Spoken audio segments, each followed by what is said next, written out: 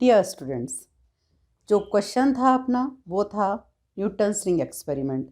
और Newton's ring experiment में formation of fringes कैसे बनती हैं, इसके बाद कैसे उसका हम डायमीटर निकालते हैं जो रिंग्स बनती हैं, और उसके बाद कैसे हम उसके एप्लीकेशंस को यूज़ में लाते हैं, जैसे लेमडा कैसे फाइंड आउट करते हैं, रेडियस ऑफ कर्वेचर कैसे फाइंड आउट करते हैं किसी भी लेंस का।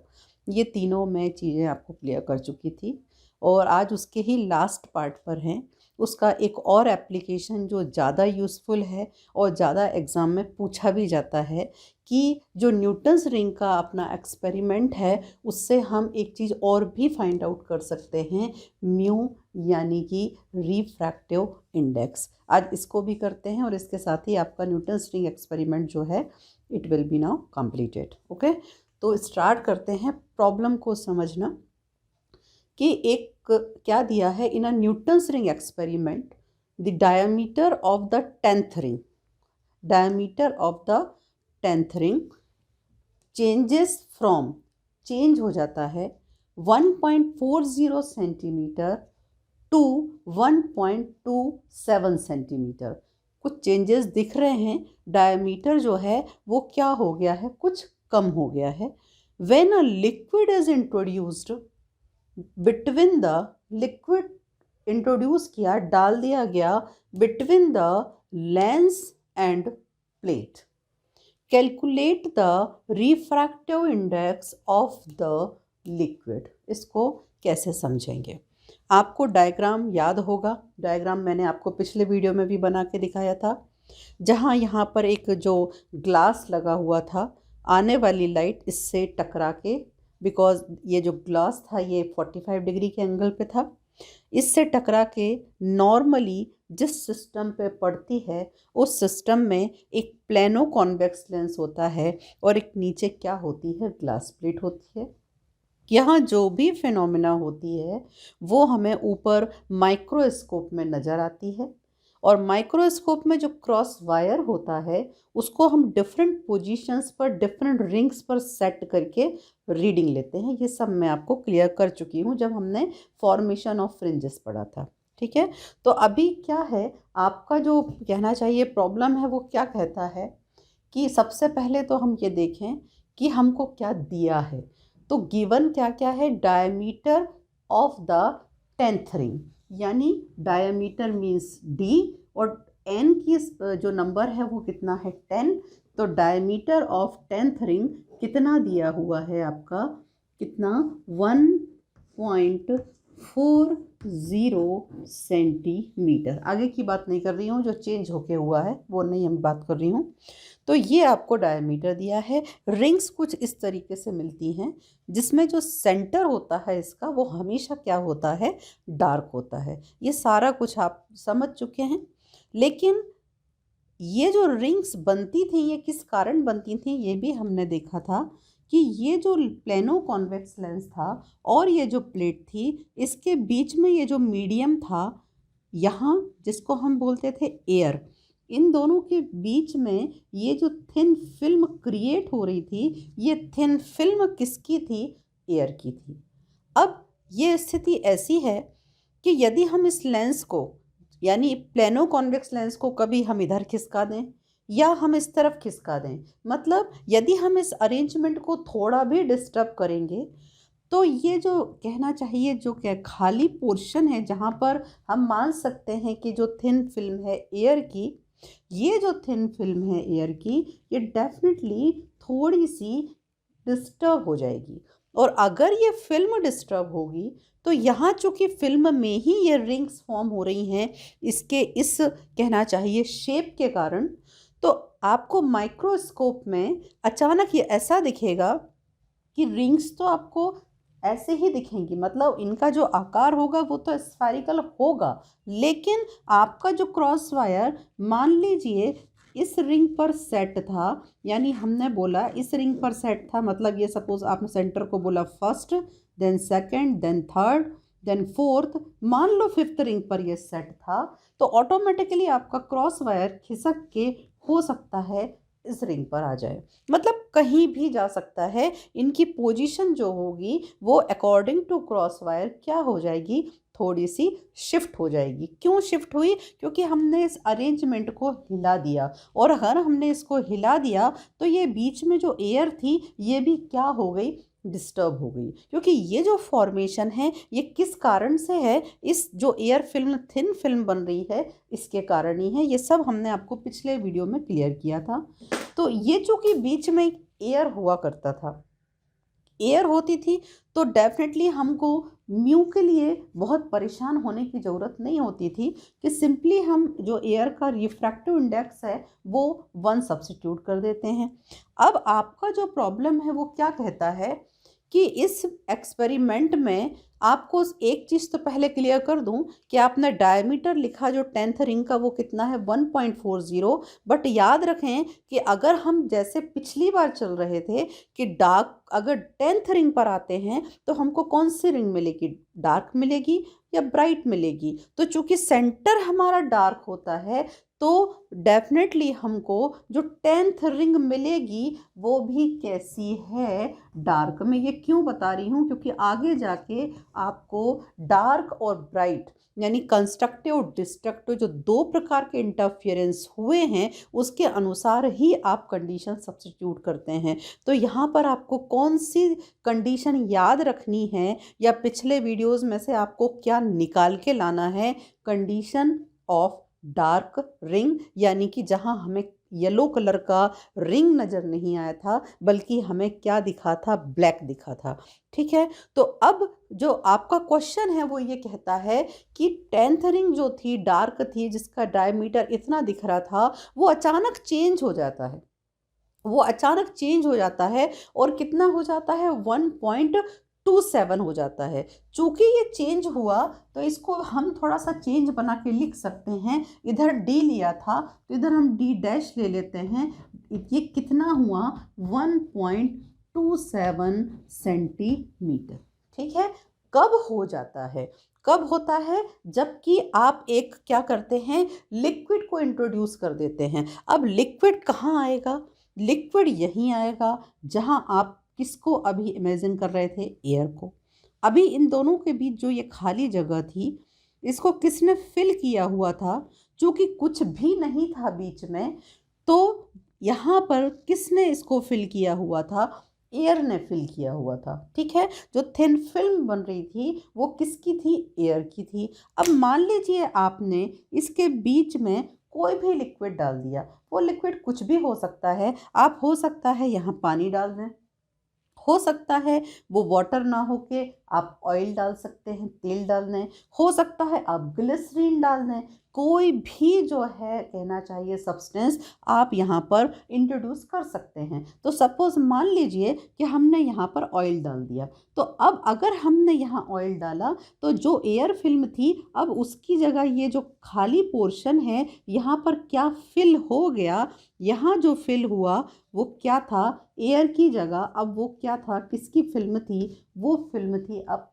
ऑयल की। ठीक है, अब अगर ये ऑयल की फिल्म बनेगी और मैं आपको बता रही हूँ कि ये जो फिल्म जो भी यहाँ का जो कहना चाहिए एम्प्टी एरिया है, इसी एरिया के कारण यहाँ क्या हो रही हैं, फ्रिंजेस क्या हो रही हैं, यही फॉर्म हो रही हैं जो कि हमें यहाँ नज़र आ रही हैं। तो जब यहाँ पर अगर ऑयल आएगा तो एयर की मतलब जो एयर में कहना चाहिए डेंसिटी होती है किसकी, पार्टिकल्स की, उसकी तुलना में ऑयल में डेंसिटी तो चेंज हो गई। इस कारण ये जो फ्रिंजेस हैं इनका आकार भी क्या हो जाएगा, थोड़ा सा चेंज हो जाएगा। और कितना चेंज हुआ, तो वो लिखा है कि जो डायमीटर 10th रिंग का दिख रहा था, यानी जो डार्क रिंग थी 10th रिंग की, वो जो है डार्क कलर की रिंग 1.40 से कितनी हो गई, 1.27 सेंटीमीटर। ठीक है, तो अब समझने की बात है कि यहाँ हम अब म्यू के लिए उतना फ्री नहीं हैं, क्योंकि अब म्यू को हम 1 नहीं रख सकते। ठीक है। तो ये आपका सवाल है कि यदि हम इन दोनों के बीच में कोई भी लिक्विड इंट्रोड्यूस करते हैं तो जो आपका कहना चाहिए रिंग्स होते हैं उनका डायमीटर क्या होता है, थोड़ा सा चेंज हो जाता है। और अगर चेंज होता है तो आपसे क्या कहा है निकालने, आपसे कहा है कि calculate the refractive index of the, किसका रिफ्रैक्टिव इंडेक्स फाइंड आउट करना है, रिफ्रैक्टिव इंडेक्स ऑफ द। अब चूंकि आपने किसको इंट्रोड्यूस किया है बीच में, तेल को इंट्रोड्यूस किया है, तो आप रिफ्रैक्टिव इंडेक्स भी किसका निकालने वाले हैं, किसका निकालने वाले हैं, ऑयल का। ठीक है। तो ये जो चीज़ है, मतलब लाइट अगर ऑयल में करेगी तो किस तरीके से अपना पाथ डेविएट करेगी, किस तरह से मुड़ेगी, उसका रिफ्रैक्टिव इंडेक्स क्या होगा, वो आप फाइंड आउट करने वाले हैं। तो ये जो आपका कहना चाहिए न्यूमेरिकल है, ये कहने को ये एक न्यूमेरिकल है, बट यहाँ कंडीशन पूरी तरह से क्या हो चुकी है, चेंज हो चुकी है। इसलिए इस तरह का न्यूमेरिकल ज़रूर आता है, इम्पोर्टेंट भी बहुत है। अब गिवन तो मैंने आपको बता दिया कि ये डायमीटर ऑफ 10th रिंग दिया है, diameter of 10th ring change होने के बाद दिया है, और आपको फाइंड आउट क्या करना है, म्यू। अब बात आती है कि हम फॉर्मूला क्या यूज़ करते थे। हम फॉर्मूला जनरली यूज़ किया करते थे, जो हमारा फॉर्मूला होता था वो क्या होता था, 4n लेमडा आर। और कब हुआ करता था, जबकि हमको फ्रिंज कैसी मिलती थी, डार्क मिलती थी। लेकिन चूंकि यहाँ पर क्या हो रहा है, हमने एक स्पेशल टाइप का कहना चाहिए कोई सब्सटेंस लिया है, वाटर नहीं, सॉरी एयर नहीं है, तो यहाँ हमें किसको इंट्रोड्यूस साथ में करना पड़ेगा, उस जो फॉर्मूला था उस फॉर्मूले के साथ हमें और क्या लेना पड़ेगा, हमें उसके साथ लेना पड़ेगा क्या, म्यू भी हमें उसके साथ लेना पड़ेगा। तो यदि आप इसको क्या करते हैं, अगर आप क्या लेते हैं, म्यू लेते हैं, so now your formula is D dash N square is equals to 4n lambda r, and since your now substance is different, that's why you have to use here mu upon mu. Suppose n से ये fringe कोई disturb होती है या कोई हम थोड़ा सा आगे बढ़ते हैं, जिसको आप n प्लस पी बोला करते थे। तो यदि हम मान लीजिए ये 10th रिंग है, इसके बाद हम 10th के बाद सपोज हम पहुंच जाते हैं किस रिंग पर, 25वीं रिंग पे पहुंच जाते हैं, 15th रिंग पे पहुंच जाते हैं, किसी भी अदर रिंग पर पहुंच जाते हैं जहां पी आप जानते थे कि पी क्या हुआ करता था, डिफरेंस हुआ करता था। यानी अभी हम जो है किस रिंग पर कॉन्सेंट्रेट कर रहे हैं, 10th रिंग पर कॉन्सेंट्रेट कर रहे हैं। और n प्लस पी सपोज हम पहुंच जाते हैं किस पर, 20th रिंग पर पहुंच जाते हैं, तो p आपका क्या हुआ करता था, डिफरेंस हुआ करता था। तो p कितना होगा, अगर n की वैल्यू 10 है और अगर ये 20th रिंग है, तो डेफिनेटली p की वैल्यू भी कितनी हुई, p की वैल्यू भी कितनी हुई, 10।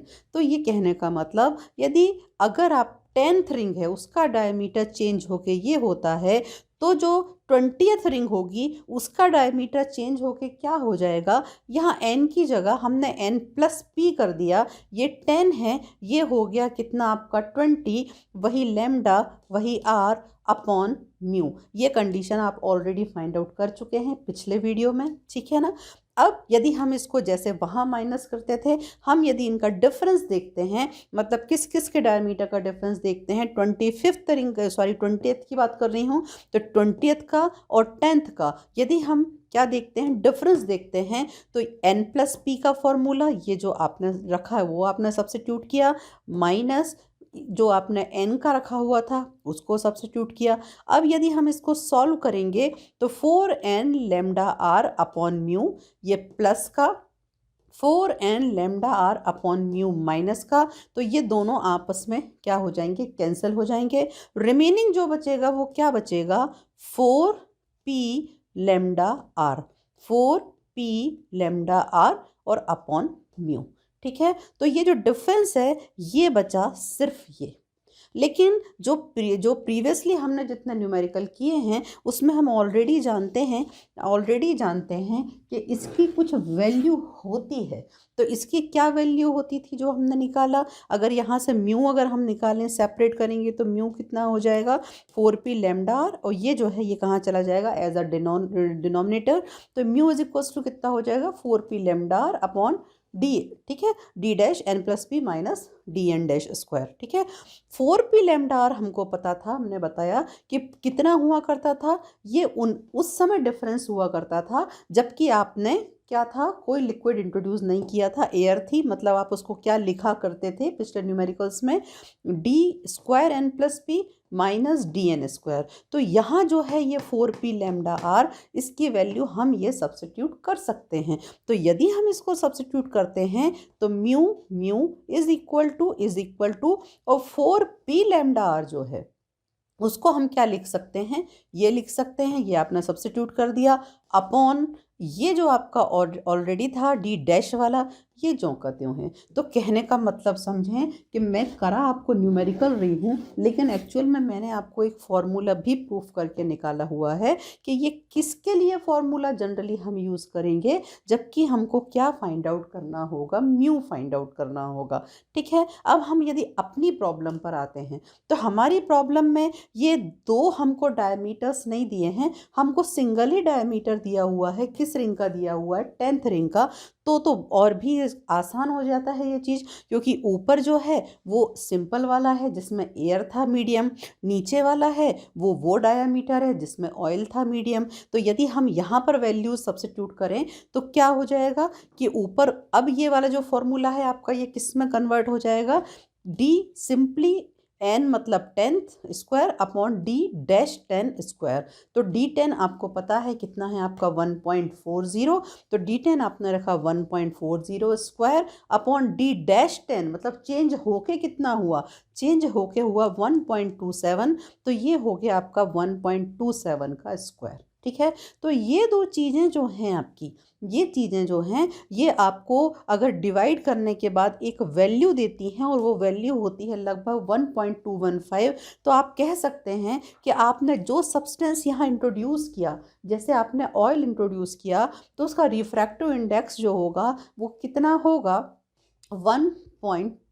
तो इस तरीके से अब इस जो मैंने फॉर्मूला आपको यहाँ पे निकाल के दिखाया, इसको लेके आप और भी कई न्यूमेरिकल्स कर सकते हैं, जिनमें आप जैसे मैंने यहाँ एग्जांपल दिया कि 10th और 20th यदि दो रिंग्स दे दें आपको, दो रिंग्स के डायमीटर में चेंज हुआ हो, अगर आपने कोई भी लिक्विड यहाँ इंट्रोड्यूस किया हो, उस लिक्विड में हो सकता है ऑयल की जगह कुछ भी हो सकता है, ग्लिसरीन हो, वाटर हो, या कोई भी सब्सटेंस हो सकता है, तो वहाँ आप उसका भी क्या निकाल सकते हैं, म्यू फाइंड आउट कर सकते हैं, क्योंकि अब आपके पास ये जो फॉर्मूला है इसमें वैल्यू रख के आप कुछ भी निकाल सकते हैं। तो इस प्रकार से हमने देखा कि जो न्यूटन्स रिंग हमने एक्सपेरिमेंट पढ़ा उसके 3 एप्लीकेशन तो हमने खुद ही देखे, न्यूमेरिकल्स देखे, उसके क्या क्या निकाला आपने, लैम्डा यानी कि वेवलेंथ जो आप कलर यूज़ कर रहे थे लैंप में, आर मतलब रेडियस ऑफ कर्वेचर यानी ये जो लेंस जिस भी कहना चाहिए इस स्फीयर का पार्ट था, इसका सेंटर से डिस्टेंस, रेडियस ऑफ कर्वेचर, कितने बड़े लेंस का